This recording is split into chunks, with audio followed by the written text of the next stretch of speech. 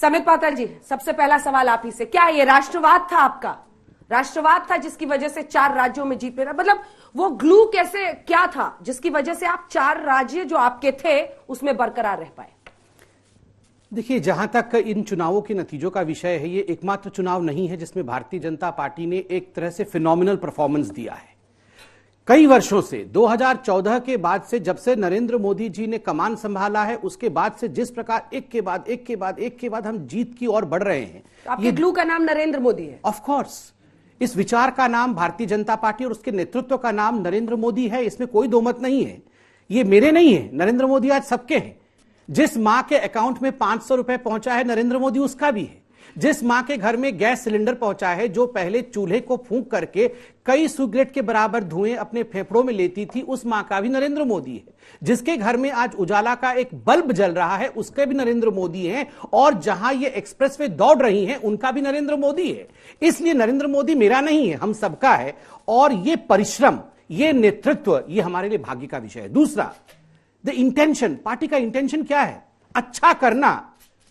Party का intention नहीं है एक परिवार को जीवित रखना। पार्टी का इंटेंशन नहीं है कि एक परिवार के कुछ लोगों का भरण पोषण करना। पार्टी का इंटेंशन है कि किस प्रकार देश आगे बढ़े। एक परिवार के लिए हम नहीं सोचते हैं। पार्टी का इंटेंशन है जातिवाद से आगे बढ़कर देश को वाकई विकास की गाथा की ओर आगे बढ़ाना। ये छोटे विषय नहीं होते हैं अंजना जी। मैं आज दावे के साथ कह सकता हूं, कई चुनाव हम हारे भी हैं, कुछ जीते भी हैं, मगर दावे के साथ कह सकता हूं आज जो भारतीय राजनीति का विमर्श है, वो विमर्श आज बदल गया है। अंजना जी, मैं अंत करूंगा 20 सेकंड में। पहले मैं टीवी ऑन करता था 2014 से पहले, जब उत्तर प्रदेश के चुनाव घोषित होते थे। पता है, आप तो उस समय थी ही, मगर जो बाकी एंकर होते थे वो कैसे करते थे?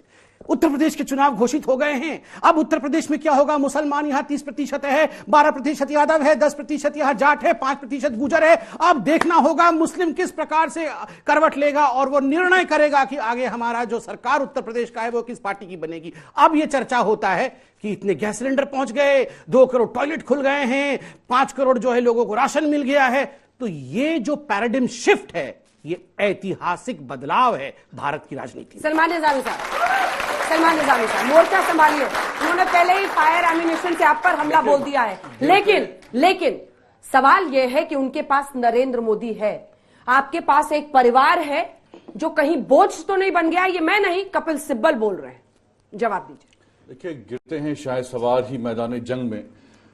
हार जीत चलती रहती है पॉलिटिक्स में। भाजपा ने किन मुद्दों पर चुनाव लड़ा, और अभी लोकतांत्रिक देश में जो मुद्दे इन्होंने हाईलाइट किए, हिंदू मुस्लिम, मंदिर मस्जिद और हिजाब, कभी कुछ, तो लोगों को मिसलीड किया।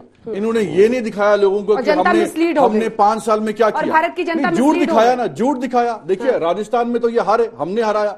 मध्य प्रदेश में हमने हराया, छत्तीसगढ़ में हमने हराया। हार जीत चलती रहती है, लेकिन देश को तोड़ने की जो ताकत आप इस्तेमाल कर रहे हैं, वो इस देश के लिए खतरा है। और कांग्रेस में डेमोक्रेसी है, हम यकीन रखते हैं। अगर किसी नेता ने बात रखी है, उनको हमने जो है बाहर नहीं किया, उनकी बात सुनी। CWC मीटिंग में सब नेताओं ने बात रखी, कहां गलतियां हुई हैं, और उन PCC प्रेसिडेंट्स को कहा गया कि आप रिजाइन करिए। कल से अधीर रंजन चौधरी सब चुप पड़े कपिल सिब्बल पर। वन मैन शो नहीं, कपिल सिब्बल अगर पार्टी नेतृत्व पे परिवर्तन की बात कोई करता है तो इसको क्यों अनुशासनात्मक तरीके से गलत समझा जाता है? वो भी तो बेहतर ही चाहते हैं ना। कपिल सिब्बल भी तो पुराने नेता है ना कांग्रेस के। नहीं, वो कांग्रेस प्रेसिडेंट डिसाइड करेगी ना। उन्होंने तो बात उनकी सुनी, बीजेपी की भाषा CWC में फैसला हुआ कि इलेक्शन होंगे, नेता चुनेंगे किस नेता को वो पसंद करते हैं। CWC में तो एक्सेप्ट किया गया ना। ऐसा नहीं है कि सिर्फ मोदी और अमित शाह ही पूरा देश चलाएंगे, पूरी पार्टी चलाएंगे। कांग्रेस में लोकतंत्र पे विश्वास किया जाता है, और आप देखेंगे हम मजबूती के साथ पहले भी लड़ रहे थे और अगले चुनाव में भी लड़ेंगे, लेकिन विकास की बुनियाद, जवाब उसके बाद त्यागी जी के, ना कि धर्म की बुनियाद। आप धर्म, हिंदू मुस्लिम की पॉलिटिक्स करते हैं? नहीं, पहले तो मुझे बताइए, ये राहुल गांधी जी का नाम लोकतंत्र कब से हो गया है? मतलब ये शुरू, हम लोकतंत्र बचाएंगे, हम लोकतंत्र पे विश्वास करते हैं, सब कुछ लोकतांत्रिक, मतलब ये क्या है? मतलब राहुल गांधी को किसी भी कीमत पे आगे बढ़ा के रखना है, चाहे गिरते हैं मैदान जंग। अरे गिरते समाप्त हो गए हो भैया, गिरते हैं उठने के लिए। वो उस शेर को पूरा तो करिए, गिरते हैं उठने के लिए, ताकि फिर से लड़े। गिरे ही जा रहे हैं, फिर भी बोल रहे हैं हम गिरते हैं, गिरते रहेंगे। ये क्या? हार होती रहती है, जीत होती। अरे हार हो रही है, जीत हो ही नहीं रही है। ये सब समझना पड़ेगा। और देखिए, ये हमारा काम नहीं है, ये ना तो अमित शाह जी का काम है, ना नड्डा जी का काम है, और मोदी जी का तो काम कतई नहीं है कि एक स्ट्रांग कांग्रेस पार्टी का निर्माण वो करेंगे। अब हम करेंगे क्या इनके घर में निर्माण जाके? ये स्ट्रांग पार्टी कैसे होगी कांग्रेस पार्टी? और धर्म के नाम पे हम राजनीति करते हैं? कौन कह रहा है?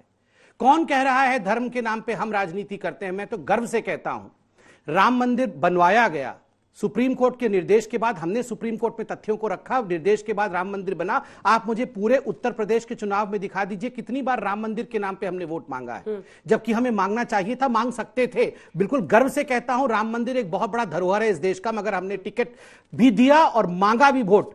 कहां बिजली पहुंची है, कहां सड़क बनी है? हर चुनाव के भाषण को उठा के देखिए। हिजाब तो कर्नाटक का विषय था, उत्तर प्रदेश में कौन लेके आया?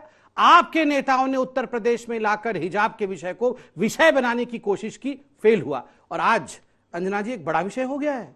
आपने, पता नहीं आप सबने सुना है कि नहीं, अशोक गहलोत जी से पूछा गया, आज तक के ही संवाददाता ने पूछा, आज रिपोर्टर ने पूछा कि अशोक गहलोत जी, प्रियंका वाड्रा जी का तो बड़ा अच्छा परफॉर्मेंस रहा या खराब परफॉर्मेंस रहा?